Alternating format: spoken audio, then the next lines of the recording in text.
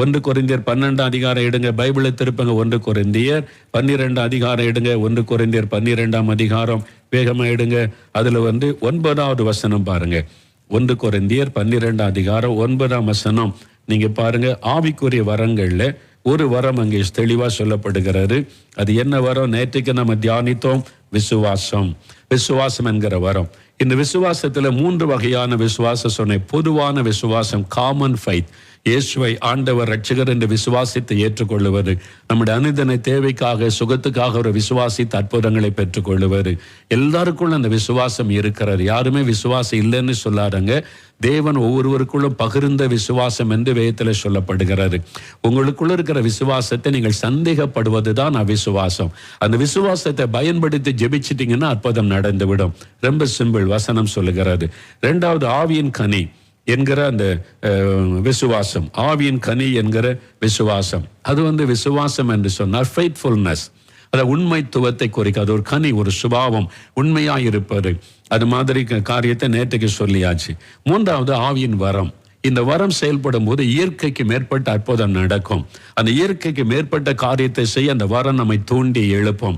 சுகமளிக்கிற அந்த வரமும் அற்புதங்களை செய்கிற சக்தியும் செயல்படுவதற்கு இந்த விசுவாச வரம் ரொம்ப முக்கியம். அது இணைந்து தான் செயல்படும். விசுவாச வரம் முதலாவது எழும்பும் போதுதான் சுகமளிக்கிற வரம் அங்கே வெளிப்படும். விசுவாச வரம் உங்களுக்குள்ள எழும்பும் போதுதான் அற்புதங்களை செய்கிற சக்தி வெளிப்படும். நான் சில உதாரணங்களோடு சொல்லும் போது நீங்க விளங்கிக் கொள்ளுவீர்கள். நேற்றுக்கு சொன்ன இயேசுவின் ஊழியத்திலே இந்த வரம் எப்படி செயல்பட்டது என்று. யோவான் 5 அதிகாரத்தில் 38 வருஷம் வியாதி கொண்ட மனுஷனை பார்க்கிறாரு.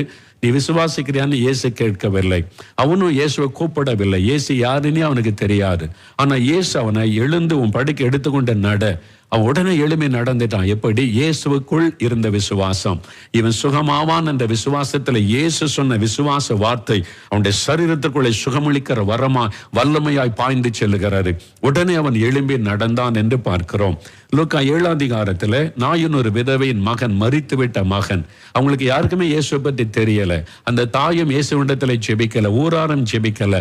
ஆனா இயேசு அந்த பிணத்தோடு பேசுகிறார். வாலிபனை எழுந்திரு. அந்த விசுவாசம், இயேசுக்குள்ள இந்த விசுவாசம் வெளிப்பட்டு ஒரு அற்புதம் நடக்கிறது. யோவான் 11 அதிகாரத்துல இயேசு இவனை உயிரோடு எழும்புவான்னு யாருமே விசுவாசிக்கல. நீ விசுவாசித்தால் தேவனுடைய மகிமையை காண்பான்னு சொல்லியும் விசுவாசிக்கல. என்ன நாரி போச்சு சரீரம், 4 நாள் ஆகிவிட்டது. இயேசுக்குள்ள இந்த விசுவாசம், லாசருவே வெளியே வா என்று சொல்லுகிறார். அவன் உயிரோடு எழும்பி வந்தான். இது அந்த இயேசுக்குள்ள இருந்த அந்த விசுவாச வரம் செயல்படும் போது அங்கே அற்புதங்களை செய்கிற சக்தி, சுகமளிக்கிற வரமும் செயல்பட்டு அற்புதம் நடக்கிறாரு. இதே அப்போஸ்தலர் நடவடிக்கைகளுக்கு வாங்க. அப்போஸ்தலர் 3 அதிகாரம் எடுத்துக்கொள்ளுங்க. அப்போஸ்தலர் 3ஆம் அதிகாரத்துல நாம் பார்க்கிறோம், பேதுரும் யோவானும் தேவாலயத்துக்கு போறாங்க. அங்கே பிறவி சப்பானியாக ஒரு மனிதன், 40 வயதுள்ள மனிதன் உட்கார்ந்து இருக்கிறான். இப்பொழுது பேதுரு அவன் மேல கை வச்சு இயேசுவின் நாமத்தில் சுகமடைவாயாக அப்படி சொன்னாரா? இல்ல. நீ இயேசு விசுவாசிக்கிறியான்னு கேட்டாரா? கேட்கல. நல்லா கவனிங்க, அந்த அற்புதத்தை பாருங்க. பேதுரு பார்க்கிறாரு. அவன் பிச்சை கேட்கிறான், தர்மம் எடுக்கிறான். யா, என்னால் நடக்க முடியாது, தர்மம் கொடுங்க. பேதுரு உற்று பார்த்து, வெள்ளியும் பொண்ணு என்கிட்ட இல்லப்பா, அவனுக்கு காசு கொடுக்க என்கிட்ட இல்லை, ஆனா என்கிட்ட ஒண்ணு இருக்குது, இயேசு, அவருடைய நாமத்தின் வல்லமை, நசரேயனாக இயேசுவின் நாமத்தில் எழும்பி நடன்னு சொல்லி கையை பிடிச்சு தூக்கி விட்டார். அவ்வளவுதான். ஜெபிக்கல, இயேசு பற்றி சொல்லல, விசுவாசிக்கிறான்னு கேட்கல. அப்ப எப்படி இந்த அற்புதம் நடந்தது? பேதுருவுக்குள் இருந்த விசுவாசம். இதே அவர் பார்த்து இயேசுக்குள்ளே பேதுரை பார்த்திருக்கிறார். பெதஸ்தா குளத்தினருகே படுத்திருந்தோன்னு எழும்பி நடந்துட்டான். இயேசு மூலமாக இந்த வரம் செயல்பட்டதை பேதுரு கண்ணால பார்த்ததுனால இப்ப ஆவியானவர் பேதுருவை தூண்டுகிறார். பேதுருக்குள்ள அந்த வரம் கிரியை செய்கிறது, விசுவாச வரம். இப்ப அவன் எழும்பி நடப்பான். நீ சொல்லு ஒரு வார்த்தை, எழும்பி நடந்துருவான். அந்த விசுவாச வரம் செயல்பட்ட உடனே ஒரு வார்த்தை தான் சொல்லுகிறார். அவர் ஜெபிக்கல, இயேசுவின் நாமத்தை விசுவாசிக்கிறேன்னு கேட்கல. இது அவனுடைய விசுவாசம் அல்ல, அங்கே பேதுருடைய விசுவாசத்தினால் அந்த அற்புதம் நடந்தது. அதுதான் வரம். சில சமயம் வருகிற வியாதிஸ்தருடைய ஜபத்தை வச்சு ஆண்டவர் அற்புதம் செய்வார். அதனால தான் அவர் கேட்கிறார், நீ விசுவாசிக்கிறியா? கேட்டு அற்புதம் செய்கிறார். சிலருக்கு அவர் கேட்கவே இல்லை, அவங்களால விசுவாசிக்க முடியாது. அதனால நம்முடைய விசுவாசம், அந்த வரம் செயல்படும் போது நம்முடைய விசுவாசத்தின் மூலமா அற்புதம் நடக்கும். அதற்கும் நம்மளை பெருமையா நினைச்சிடக்கூடாது. ஏன் வரம் வல்லமன்னி, அவருடைய கிருபை. இந்த வரம் எப்ப செயல்படும்? எல்லா இடத்துலயும் செயல்படாது, எல்லாருக்கும் செயல்படாது. அதை அறிந்து கொள்ளுங்க. எனக்கு விசுவாசம் வரம் இருக்குது, அதனால நான் எல்லாத்தையும் குணமாக்கிறவேன். Don't say like that. அப்படி சொல்ல முடியாது. அதுக்கு பின்னால நான் சொல்றேன் உங்களுக்கு, இந்த வரம் எப்ப செயல்படும், எப்படி செயல்படும், இயேசுக்குள்ள எப்படி செயல்பட்டது, நீங்க தெளிவா அறிந்து கொண்டா உங்களுக்கு விளங்கி விடும். மூன்றாவது ஒரு காரியம் பாருங்க, அப்போஸ்தலர் 9 அதிகாரம் எடுத்துக்கொள்ளுங்க. அங்கே பேதுரு இன்னொரு அற்புதத்தில் ஆண்டவர் பயன்படுத்துகிறார். தொற்காள் என்ற பெண் மரித்து விட்டாள். தொற்காள் என்கிற சீஷி, சாட்சியாய் வாழ்ந்த பெண் மரித்து விட்டாள். நல்ல விசுவாசி சீஷி, அவள் மரிச்சிட்டான். இப்ப அவளை விசுவாசிகள் பேதுருவை கூட்டிட்டு வர்றாங்க. யோப்பா பட்டணத்தில் இருந்த பெண். இப்ப எல்லாரும் வந்து சொல்றாங்க, இந்த பெண்ணை குறித்து நற்சாட்சி கொடுத்த உடனே அவங்களுக்கு என்னன்னா உயிரோட எழும்பணும். அதுக்குதான் அவளை வச்சுட்டு பேதுரு கூட்டிட்டு வந்திருக்கிறாங்க. இப்ப பேதுருகிட்ட எல்லாம் சொன்ன உடனே 40ஆம் வசனம் பாருங்க, அப்போஸ்தலர் 9:40. பேதுரு எல்லாரையும் வெளியே போக செய்து, நல்ல கவனிங்க, பேதுரு எல்லாரையும் வெளியே போக செய்து. இதே மாதிரி ஒரு சம்பவம் இயேசுடைய ஊழியத்துல நடந்துச்சுல்ல. யவீருவின் மகளை குணமாக்க வந்த போது பெண்ணினுடைய தாய் தகப்பனை தவிர எல்லாரையும் வெளியே போக சொல்லிட்டாரு. பேதுரு, யோவான், யாக்கோபு மட்டும் இருக்கிறாங்க. அந்த குழந்தையினுடைய தாய் தகப்பன் மற்ற எல்லாரையும் வெளியே போங்கன்னு சொல்லிட்டார், விரட்டிட்டார், எல்லாத்தையும் போக சொல்லிட்டார். நீங்க அதுக்கான காரணம் நான் பின்னால சொல்லுகிறேன்.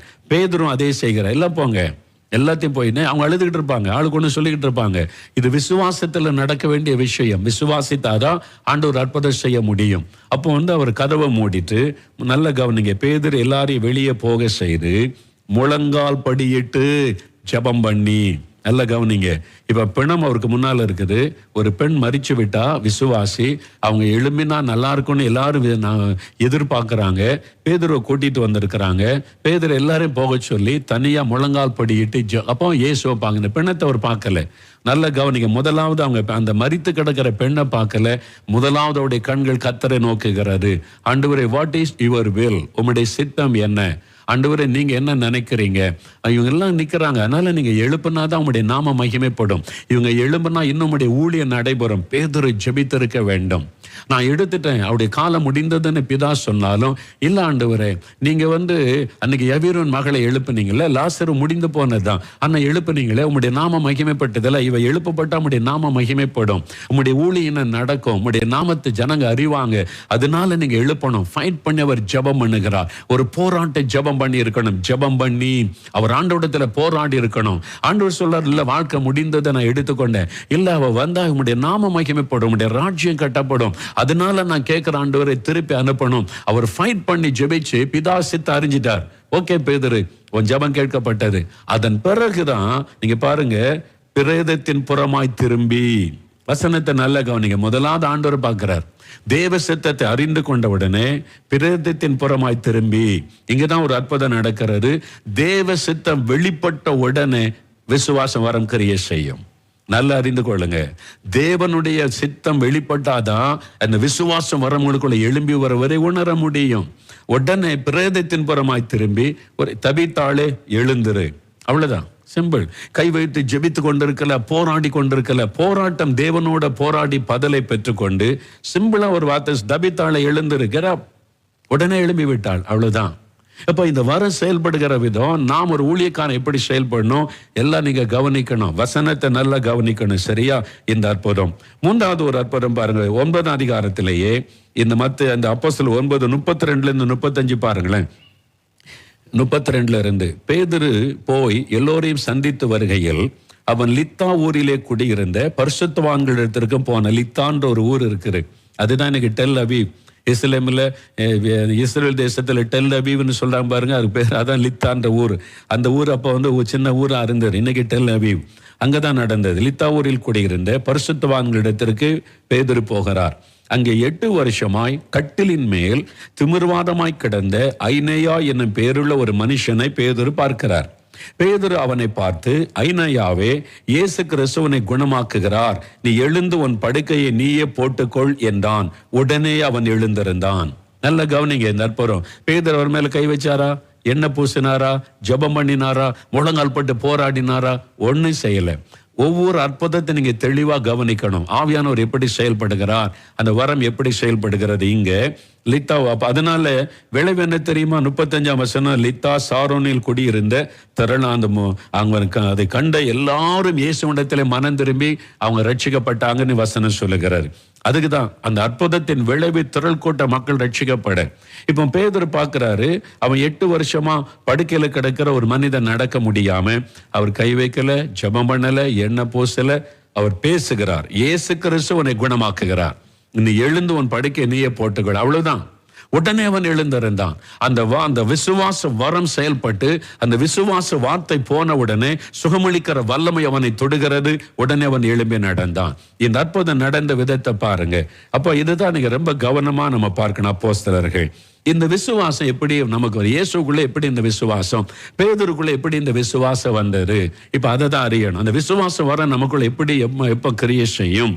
முதலாவது அறிந்து கொள்ளுங்க 2 காரியம். ஒன்று, தேவ சித்தத்தை நீங்க அறிந்து கொண்டால்தான் அந்த விசுவாச வரம் உங்க மூலமா செயல்படும். To know the will of God.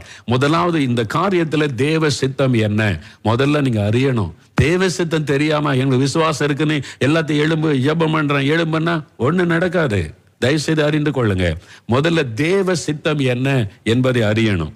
இயேசு அதை அறிந்தார். ஒன்று, யோவான் 11ஆம் அதிகாரத்துல லாசருவை உயிரோடு எழுப்பினாரா? 4 நாள் நாரி போன பிறகு இயேசு உயிரோடு எழுப்பினாரா?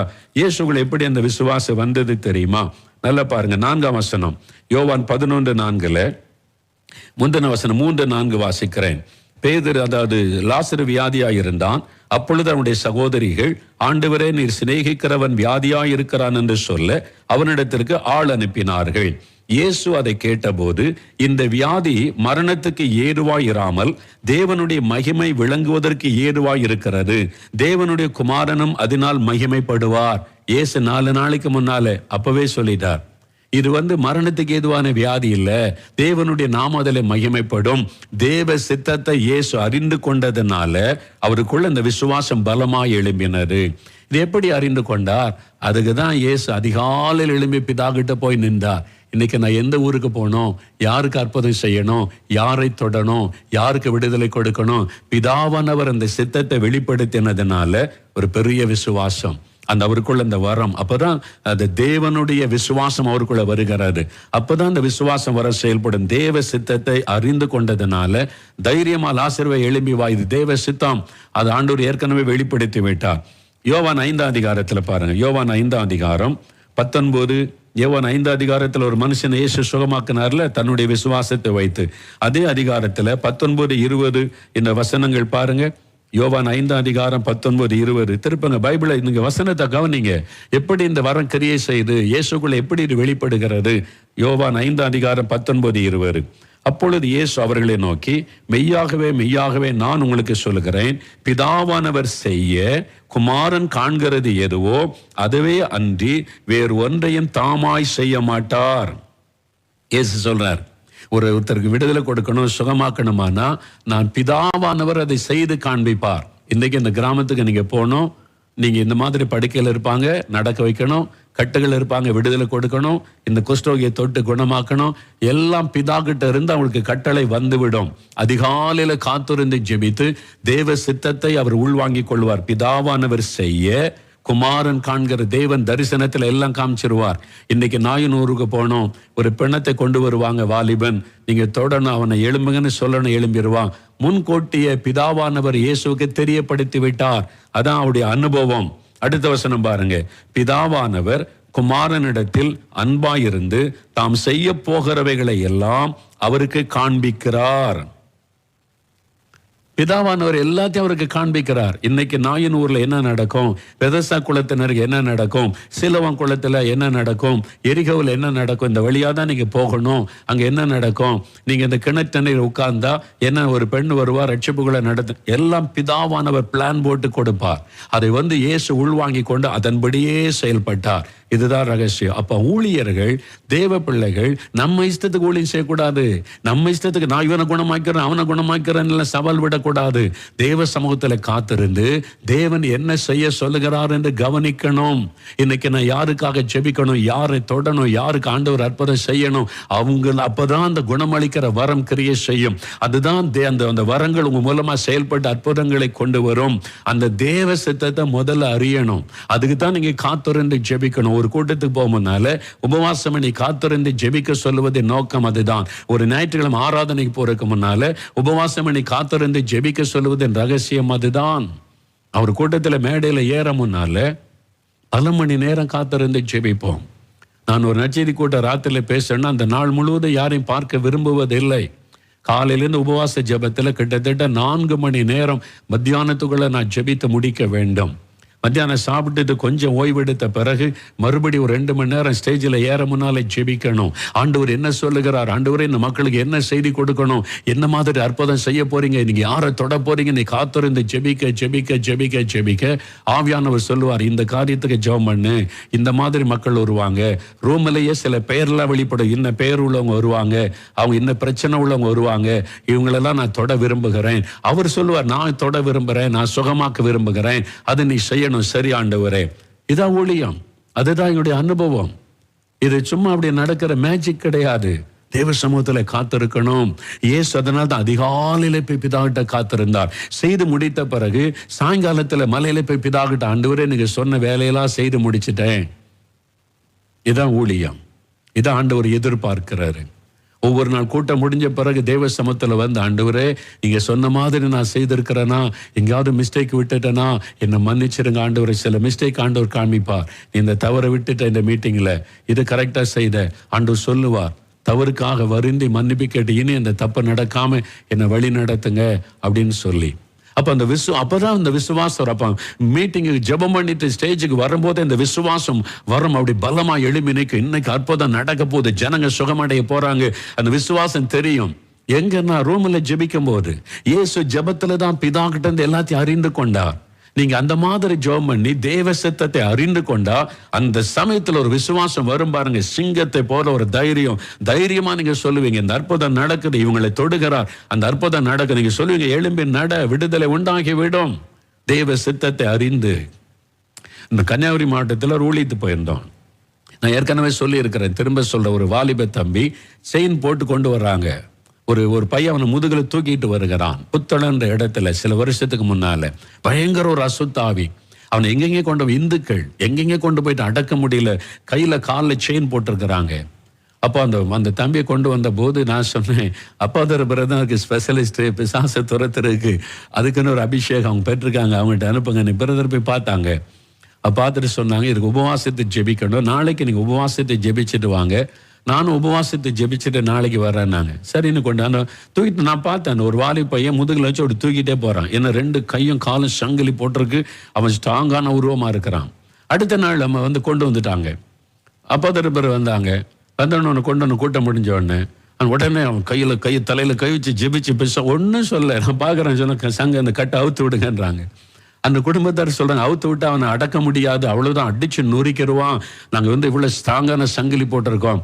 இல்ல, நீங்க அவுத்து விடுங்க, அவனுக்கு விடுதலை ஆயிட்டு, தட்ஸ் ஆல், அவனுக்கு விடுதலை ஆயிட்டு, இயேசுவின் நாமத்தால் அவுத்து விடுங்க, அவ்வளவுதான்.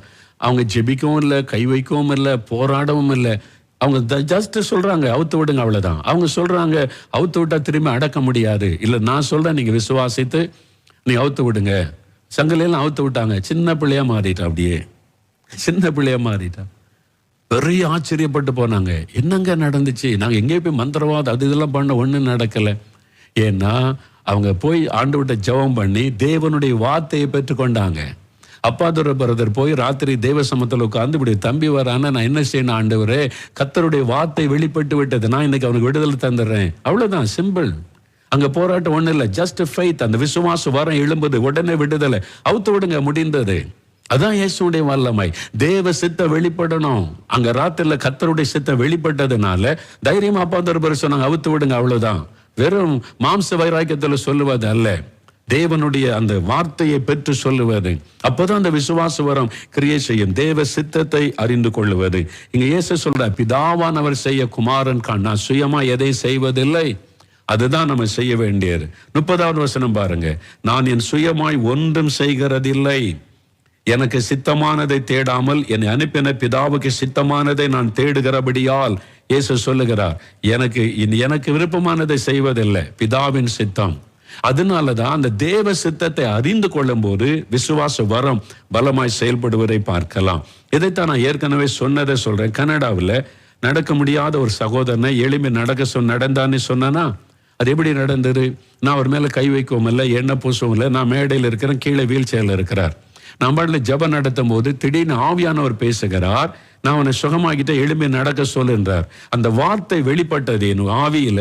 ஆண்டவர் சொல்றாரு, நான் அவனை சுகமாக்கிட்ட எழும்பி நடக்க சொல். இந்த வார்த்தை தேவனிடத்திலிருந்து வெளிப்பட்ட உடனே அப்பதான் நான் கண்ணை திறக்கிறேன். கண்ணை திறந்து பார்த்தா அவர் உட்கார்ந்துருக்க, அவருடைய மனைவி அழுது ஜெபிச்சுக்கிட்டே இருக்கிறாங்க.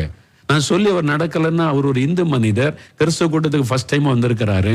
எனக்குள்ள கொஞ்சம் பயம். அப்ப ஆண்டவர் சொல்றார், நான் சொல்றேன் நீ செய். உடனே ஒரு விசுவாசம், ஆண்டவருடைய வார்த்தை உறுதிப்படுத்தப்பட்டது 2வது முறை. உடனே எனக்குள்ள ஒரு பெரிய விசுவாசம், தைரியம் வந்தது. நான் சொல்ற மேடையில் எழும்பி நடங்க, இயேசுவின் நாமத்தில் இயேசு உங்களை குணமாக்கி விட்டார். நான் தான் சொன்னேன், இயேசு சுகமாக்கிட்டார், எழும்பி நடங்க. இந்த வார்த்தை தான் சொன்னேன். அவருடைய மனைவி கையை பிடிச்சு தூக்கி விட்டாங்க, இயேசு குணமாக்கி விட்டாராம், நீ எழும்புங்கன்னு சொல்லி உடனே நடக்க ஆரம்பித்து விட்டார். எப்படி நடந்துச்சு இந்த அற்புதம்? நான் கை வைக்கவும் இல்லை, ஜெபிக்கவும் இல்லை, எண்ணெய் பூசவும் இல்லை. வார்த்தை பரலோகத்திலிருந்து வெளிப்பட்டாரு. நான் சொன்னேன் விசுவாசத்தோட, அங்கே அற்புத கிரியை செய்ய ஆரம்பித்தாரு. அதான் அற்புதம் நடக்கிற விதம். அதனால ஆண்டவரோடு நம்ம தொடர்பு வர எனக்கு இருக்கனால எதையும் செஞ்சிருவேன் அப்படி பேசக்கூடாது. தாழ்மையா ஆண்டவரையே நோக்கி கொண்டு இருக்கணும். ரொம்ப கவனம். அது மாத்திரம் நான் சொன்ன இதுக்கு முன்னால மேல்புறம்ன்ற இடத்துல நடக்க முடியாத ஒரு சகோதரரை நாங்க ஜெபித்த போது எழும்பி நடந்தார், சாட்சி சொல்ல வந்தார் என்று. அந்த அற்புதம் எப்படி நடந்தது? நான் வீட்டுக்குள்ள போன உடனே அவருடைய மனைவி பிள்ளைகள் கண்ணீரோடு நிற்கிறதை நான் பார்த்தேன். அவர் படுத்த படுக்கையில் இருக்கிறார். அவங்க எத்தனையோ வைத்தியெல்லாம் பார்த்துட்டு செயலிழந்திருக்கிறார். நான் இருதயத்தில் ஆண்டவருடைய கண்ணீரோட ஜெபிக்கிற, ஆண்டவரே ஏழை குடும்பப்பா, இவர் வேலை செய்யாம குடும்பம் எப்படி நடத்த முடியும்? இந்த ஏழை குடும்பத்துக்கு இறங்குன்னு நான் கதறி, நான் ஒரு காலத்துல மரணப்படுக்கையில கடந்த போது சுகமாக்கினீரே, அப்படி நான் ஜெபிக்கும் போது ஆண்டவர் சொன்னாரு, நான் இவனை சுகமாக்குகிறேன், இவன் எனக்கு என்ன செய்வான்னு கேளு என்று சொன்னார். அந்த வார்த்தை வெளிப்பட்ட உடனே எனக்கு தெரிஞ்சுட்டு இயேசு குணமாக்க போகிறார். தேவ சித்தம் தெரிந்த உடனே விசுவாசம் அப்படியே ஏறுகிறது. அந்த விசுவாச வரம் செயல்படுகிறாரு. உடனே ஜெபித்த உடனே எழும்பி நடந்து விட்டார். இதுதான் நடக்கிற காரியம். அப்ப விசுவாச வரம் எப்ப செயல்படும்? தேவ சித்தம் வெளிப்படும் போது. இதுல நீங்க ரொம்ப கவனம் செலுத்தணும். முக்கியமாக ஒரு சமயம் இது உங்க ஊழியத்தில் நடக்க போகுது, உங்க வாழ்க்கையில நடக்க போகுது. நீங்க இருக்கிற இடத்துல, ஸ்கூல்ல, காலேஜில், உங்க தெருவில் எல்லாம் ஆண்டவர் செய்வார். நீங்க ஜெபிக்கும் போது யாராவது கோபப்பட்டா நீங்க ஜெபிக்கும் போது, நீ போ நான் குணமாக்குவேன்னு சொன்னார். அந்த வார்த்தை விசுவாசித்து போங்க, அற்புதம் நடந்துரும். முதல்ல ஆண்டவரை பாருங்க. முதல்ல எனக்கு வரம் இருக்கு, வல்லம் இருக்கு, பண்ணிடுவேன் அப்படிலாம் பேசாதங்க. முதல்ல கர்த்தரை பாருங்க. பேதுரு ஜெபித்த மாதிரி ஆண்டவரை பாருங்க. இயேசு அதிகாலையிலே பிதாவை பார்த்து விட்டார், தேவ சித்தத்தை அறிந்து கொண்டார், செயல்பட்டார். ஒரு சமயம் பாருங்க, ஆரம்ப காலத்துல ஒரு நாள் ராத்திரி 11 மணி இருக்கும். என் ஊழியத்தில் இருக்கிற சகோதரர் கதவை தட்டினார், வீட்டு கதவை. என்ன பிரதர்னு கேட்டேன். ஒரு குடும்பத்தார் வந்திருக்கிறாங்க, ஒரு தகப்பன் வந்திருக்கிறாரு, அவங்களுடைய மகன் ஆஸ்பத்திரியில மரண போராட்டத்தில் இருக்கிறான், ஜெபிக்க வரன்னு கூப்பிடுறாங்க அப்படின்னு. கிட்டத்தட்ட நடுராத்திரி 11:11. அப்ப எனக்கு யோசனை, இங்கே வைத்து ஜோமணி அனுப்பிடலாமா? இங்கேருந்து நேசரத்து அங்க போகணும், 4 மாடியில இருந்து. நடுராத்திரி நேரம். நான் சொல்ல, இங்கேருந்து ஜோமணி அனுப்பிடலாமான்னு யோசிக்கிறேன். அப்ப ஆவியானவர் பேசுகிறார், இல்லை நீ போ, அவங்க கூட போ. ஆண்டவர் போ அப்படின்னு சொல்லிட்டாருனால ஏதோ செய்ய போறான்னு அர்த்தம். அதுதான் தேவ சித்தம். ஆண்டவர் போன்னு சொன்னதுனால சரி கொஞ்சம் இருங்க நான் வரேன்னு சொல்லி நான் ட்ரெஸ் எல்லாம் மாற்றிக்கொண்டு பைபிள் எடுத்துக்கொண்டு போனேன்.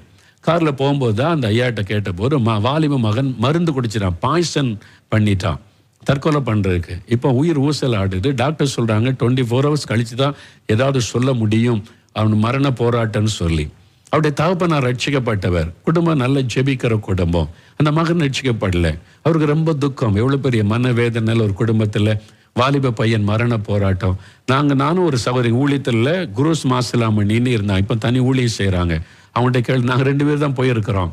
நாங்கள் போய் நிற்கிற அந்த படுக்கையில் அவனுடைய உயிர் அப்படியே ஊசலாடுது. அவங்க ட்ரீட்மெண்ட் கொடுத்துக்கிட்டே இருக்காங்க. அவருடைய தாய் இப்போ சகோதரிலாம் அழுதுகிட்டே இருக்காங்க. சூழ்நிலை இப்போ நான் பார்த்துக்கிட்டே இருக்கேன். நம்ம இந்த சூழ்நிலையில ஆண்டவர் போன்னு சொன்னார். அப்போ ஏதோ ஒன்று செய்ய போகிறார், அவனுக்கு உதவி செய்ய போகிறார். இப்போ மரண போராட்டம்னு சொல்லி இப்போ ஆவியானவர் உள்ளத்துல தூண்டுகிறார். ஒரு மரண ஆவி அவனோடு போராடுகிறது. இப்போ அவன் இறந்துட்டா அவன் நரகத்துக்கு போயிடுவான். சாத்தான், அவன் ரட்சிக்கப்படல, சாத்தான் நரகத்துக்கு கொண்டு போயிடலாம். அதனால ஒரு மரண ஆவியம் உயிரை எடுக்க போராடுது. அப்ப ஆண்டவர் சொல்லுகிறார், நீ போராடி பிசாசு கையிலேருந்து இந்த ஆத்மாவை மீட்கணும் அப்படின்னு சொன்னா அங்க ஜெபிக்கிற சூழ்நிலையே இல்லை. யாரும் எங்க கூட சேர்ந்து போராடுறதுக்கு ஆயத்தம் இல்லை, அழுதுகிட்டு தான் இருக்கிறாங்க. அப்ப இந்த சூழ்நிலையில எப்படி ஜெபிக்க? அதனாலதான் இயேசு வெளியே போச்ச நிலை, வெளியே போங்க. அதனால தான் பேதுரு சொல்ல, நீங்க இருந்து அழுதுகிட்டே இருப்பீங்க, அற்புதம் நடக்காது, வெளியே போங்க அப்படின்னு சொல்ல. அழுது அற்புதம் நடக்காது, விசுவாசிக்கணும், வித்தியாசத்தை விளங்கி கொள்ளணும். நான் அவன்கிட்ட கேட்டேன், இவங்களை வெளியே போக சொல்ல முடியாது. என்ன நர்ஸுமார் வந்து ட்ரீட்மெண்ட் கொடுக்குறாங்க, டாக்டர் வந்து செக் பண்ணுறாரு, அங்கே எப்படி ஜெபிக்கிறாரு? அப்போ உடனே ஆண்டவர் ஒரு ஆலோசனை கொடுத்தார். இங்கே தனியாக ஒரு ரூம் கிடைக்குமா ஜெபிக்கிறதுக்குன்னு கேட்டேன். அந்த ஆஸ்பத்திரியில் அவங்க வச்சிருக்க ரூம்லேயே ஒரு கிச்சன் இருக்குது. அது பயன்படுத்தாமல் கிடக்கு, அதுதான் கிடக்கு, லைட்டும் கிடையாது. அப்படி திறந்து இதான் ரூம் இருக்கு பிரதர். நான் கதவு திறந்து பார்த்தா கிச்சன் அது பயன்படுத்தாமல் பல மாசமா சும்மா கிடக்குது, அப்படியே தூசி அதுவுமா, அது லைட்டும் கிடையாது. இப்போ இது ஒன்று தான் வழி, நோ அதர் வே. அப்போ ஆவியானவர் சொல்றாரு, ஜெபம் பண்ணி, இது மரண போராட்டம், தெளிவா பேசுறாரு ஆண்டவர். அப்போ அந்த ஆத்மா ஆண்டவருக்கு வேணும். அந்த ஆத்மா மீட்டு எடுக்கணும். கர்த்தர் விரும்புகிற தேவ சித்தத்தை தெளிவா நான் உணர்ந்து கொண்டேன். நான் சொன்னேன், நம்ம 2 பேரும் சேர்ந்து ஜெபிக்கலாம் அப்படின்னு சொன்னோடனே நியூஸ் பேப்பர் வாங்கி, நான் சொல்றேன், நியூஸ் பேப்பர் அந்த தரையில விரிச்சு, நாங்க 2 பேர் முழங்கால் போட்ட கதவை சாத்திட்டு, நாங்க 2 பேர் முழங்கால் போட்ட. நான் சொன்னேன், மரண ஆவி போராடுது, இந்த வாலிபனுடைய ஆத்மா ஆண்டவருக்கு வேணும்னு சொல்றாரு, நம்ம போராடி தான் நம்ம எடுக்கணும். சரின்னு 2 பேரும் சேர்ந்து ஆவியில நிரம்பி ஜெபிக்கிறோம். அந்த வாலிபனுடைய மரணத்தை கொண்டு வர போராடுகிற ஆவியை எதிர்த்து நாங்க ஆவியில நிரம்பி ஜெபிக்க அந்த ஆவி வந்து எங்களோட போராடுது. ஏன்னா நம்ம தடுக்கிறோம், நம்ம ஜெபத்தினால சாத்தானுடைய திட்டத்தை தடுக்கிறோம். அந்த ஆத்மாவை நரகத்துக்குள்ள கொண்டு போக அவ்வளவு தீவிரமா சாத்தான் செயல்படுகிறான். நாங்க 2 பேரும் விடாம போராட, விட முடியாத பிசாசே, அந்த ஆத்மா இயேசுக்கு வேணும். அந்த ஆத்மாவுக்காக இயேசு ரத்தம் சிந்தினார். அந்த குடும்பம் அந்த மகனுக்காக பரிதபிக்கிறது. அந்த ஆத்மா இயேசுக்கு வேணும்னு நாங்க போராடுகிறோம். கிட்டத்தட்ட 1 மணி நேரம் நாங்க போராடி இருப்போம். ஆவில நிரம்பி அந்நிய பாஷையில ஜெபிச்சு போராட கடைசியில் ஆண்டவர் வெளிப்படுத்தி தேவ தூதன் இறங்கி வந்தான். அந்த சத்துருடைய கிரியை அழிக்கப்பட்டாரு. அதை அறிந்த உடனே சொன்னேன், ஆண்டவர் ஜெயம் கொடுத்துட்டார், இனிமே அவ்வளவுதான் வாங்கன்னு. நாங்கள் 2 பேரும் முழங்கால விட்டு எழுந்து அவன்கிட்ட வந்து தகப்பனரை பார்த்து சொன்னேன், ஒன்றும் ஆகாது, உன் மகன் சாக மாட்டான், ஆண்டவர் விடுதலை கொடுத்துட்டாரு. ஆனால் அவன் சுகம் பெற்ற உடனே அவனை என்கிட்ட கூட்டிட்டு வாங்க. நான் ஆண்டவர்கிட்ட சொன்னேன், ஆண்டவரே அவன் விடுதலை பெற்ற பிறகு நான் ரட்சிப்பை பற்றி அவனுக்கு சொல்லுவேன், அந்த ஆத்மாவுக்கு ரட்சிப்பை பற்றி நான் அறிவிப்பேன். ஆண்டவரே அதுக்காக எனக்கு ஒரு வாய்ப்பு கொடுங்கன்னு சொல்லி போராடி நான் ஜெபம் பண்ணினேன். அதன் பிறகு அந்த தகப்பனார் ஒரு ஜெபம் பண்ணிட்டு வந்துட்டோம். ஆண்டவர் ரூமில் ஜெபத்திலே விடுதலை தந்துட்டார். அவன் சுகமாகி அந்த தகப்பனார் அவனை கூட்டி கொண்டு வந்தார். நான் அவனுக்கு ஆண்டவரை பற்றி அவங்க அப்பா ரட்சிக்கப்பட்டு எவ்வளவு ஜெபிக்கிறாங்கன்னு சொல்லி அந்த ரட்சிப்பின் செய்தி சொல்லப்பட்டாரு. தேவன் ஒவ்வொரு ஆத்மாவை குறித்தும் இவ்வளவு கரிசனை உள்ளவர். அதனால நம்ம வந்து தேவ சித்தத்தை அறிந்துட்டா ஒரு விசுவாசம் எழும்பி வந்துடும். எதையும் நீங்க சாதிச்சிட முடியும். அந்த விசுவாசம், இது தேவ சித்தம், அவங்க விடுதலை ஆகணும், சுகமாகணும், தேவனிடத்துல அந்த வார்த்தை வெளிப்படணும். அப்போ அந்த விசுவாசம் வரும், பலமாய் கிரியை செய்யும். அப்போ வந்து ஒரு பெரிய உறுதி, எதை குறித்தும் பயப்பட மாட்டீங்க. அந்த ஜெபமே வித்தியாசமா இருக்கும். அந்த மாதிரி இந்த விசுவாசம் வர செயல்பட இன்னொன்னு மனதுருக்கம்.